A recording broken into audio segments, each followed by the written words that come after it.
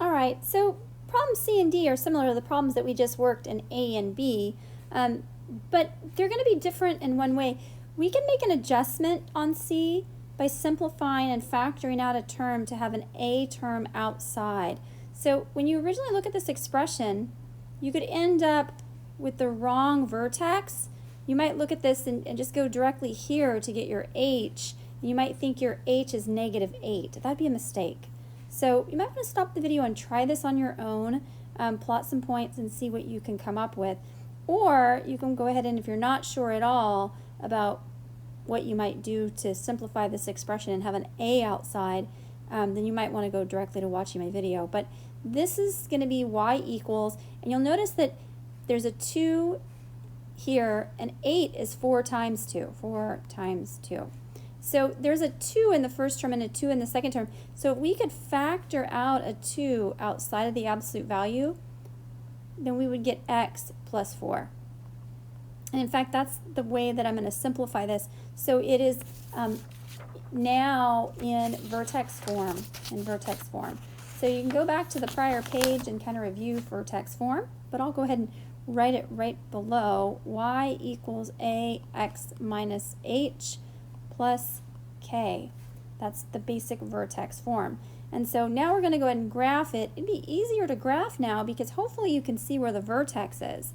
If you pull off your h and your k values, then you find out that your vertex is at -4, -3. So I'm going to go ahead and at -4, I'm going to go down to -3, and I can put my vertex in there right now. I can see that my slope is 2 and that it's a absolute value function. So here's my slope 2, and it's an absolute value function.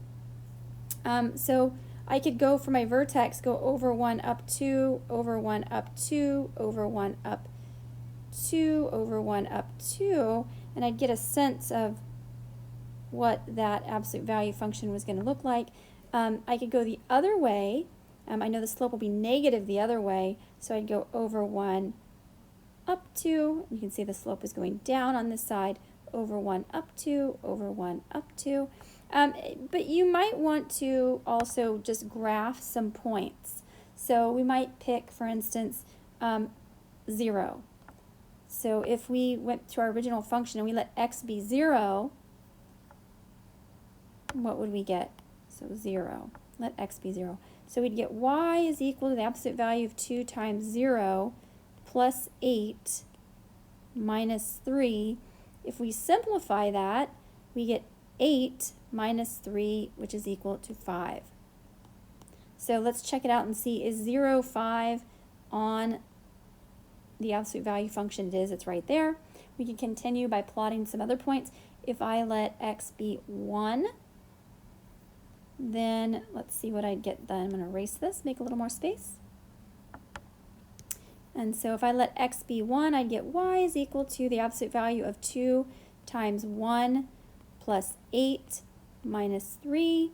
So I get y is equal to 10 minus 3, which gives you 7. So probably not the best point to have picked, but if I went over here would be 6, 7, and so that does seem to be right. That would be a point on the graph. So then I could pick another point. Maybe I just wanted to verify that my vertex was actually at -4, -3. I could just check it, plug in x of -4 and see what happens. When I do that, I would in fact get -3 out, and so you see that point right here. That's my vertex. That point there is my vertex. Now we need to write it as a piecewise function. So we have it graphed. I'm going to delete some of our work here. And we're going to write the piecewise function. So our piecewise function then for this one is we factored out, so f of x equals, and we have two functions. We have the negative version, which we typically put first, which would be -2 absolute value of x plus 4 minus 3. And again, we know our h and k. Here's our h, here's our k. Remember, we use our h, so x is going to be less than h, which is -4. You can see that, -4 is right here. So we have a negative slope to the left of -4, and then we have a positive slope to the right of -4. So when x is greater than or equal to -4, and that's our piecewise function. For D, what we're going to see is a downward absolute value function because the value of A is less than 0 or negative. So we do need to simplify here. You see in the first term and the second term, we can factor out a 3, so we need to rewrite this as -3 absolute value of x minus 1 and absolute value sign plus 2. So we've modified the expression just a little bit so that it's in vertex form. So we can see our A is -3, so A is equal to -3, which is less than 0, so it's going to be a downward type of absolute value function. It's going to point down like this. And so instead of upward. And so what we want to do is see if we can figure out where is that vertex first. So our vertex is at HK, which would be at 1, 2. So let's graph our vertex at 1, 2, right here. And then we can put some additional points in there if we wanted to by plugging in. Let's see what's happening at x equals 0.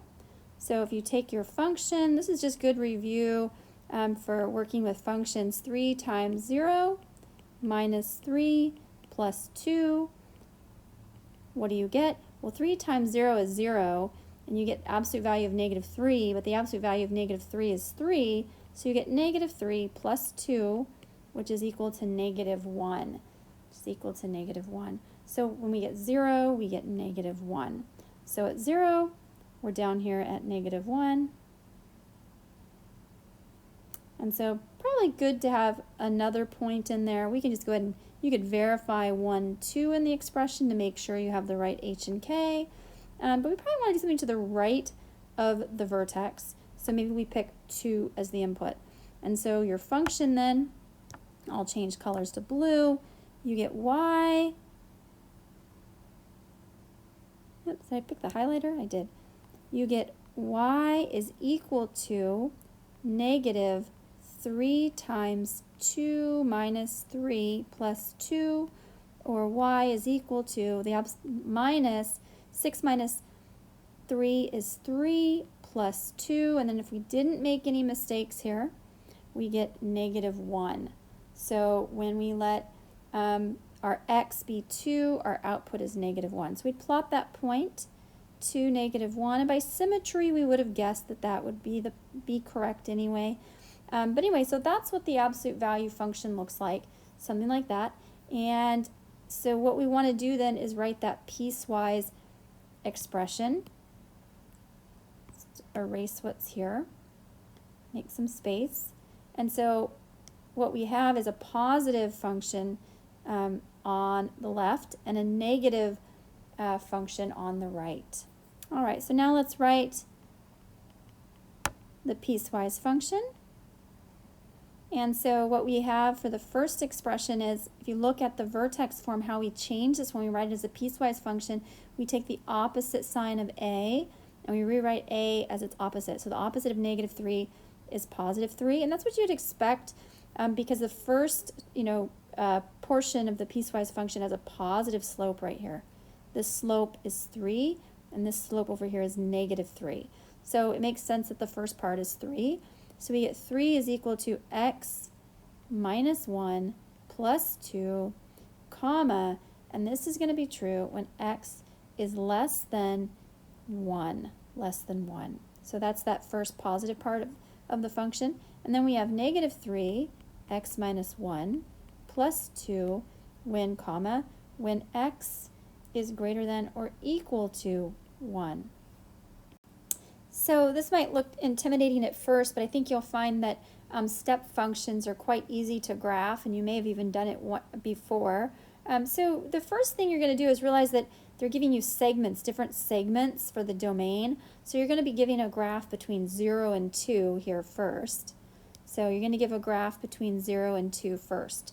So between 0 and 2, though, it tells you that the cost is 5.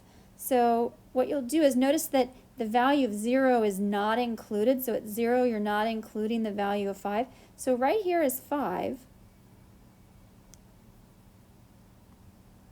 And we're going to draw the line segment, and it lasts until you get to 2, close circle, because you're going to enclose open circle at 5. You're not including time 0. Here's time 0.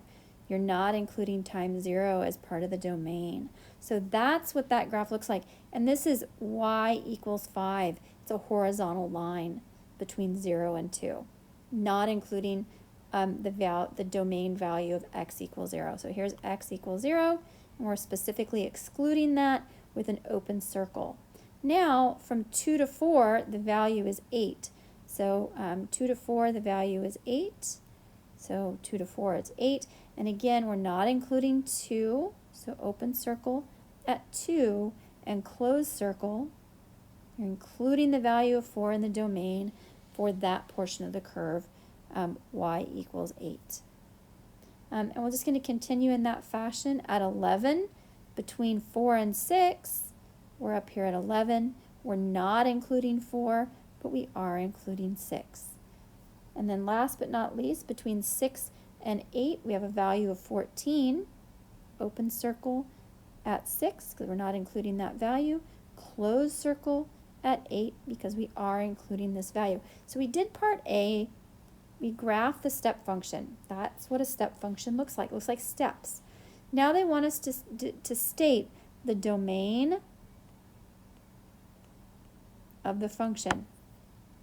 So this is from section 1.1, and maybe even in Algebra 1, you learned about defining the domain. Well, the domain exists, and I'll write this in interval notation, starting at, oops, it's going to be not including 5, and we read it from left to right. So I'm going to make this a closed parentheses. We're going to start at 5. We're not including 5. And then we're going to keep going till we get to 8 in the domain. Close bracket. Just for review, we could also write the domain in set notation. And if we did that, we'd open curly bracket, and we'd say x such that x is greater than 5 but less than or equal to 8. End curly bracket. Now to compute the range, and something different is going to happen here than what we've seen before for range, because our range isn't a continuous set of points, but rather there's just some specific values that can work as an output. So I should have made this an open curly. I'm going to use set builder notation here. So I'm going to erase that. I'm not going to show it interval notation. There's just some specific values that will work. So what are those specific values? Think for yourself. There's only discrete outputs of 5 and 8, and I think this was 11 and 14. You can't be in between your outputs. For instance, you won't have an output of 13, for instance. So your range then are these values, 5 and 8 and 11 and 14.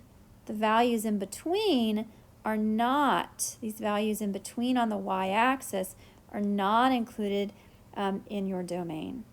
So we finished now part B, stating the domain and range, and then for part C, state the min and max, or the maximum and minimum values. Well, from the range, these are our output values, and you can see that the minimum is a 5, so your minimum value is 5, and your maximum value is 14.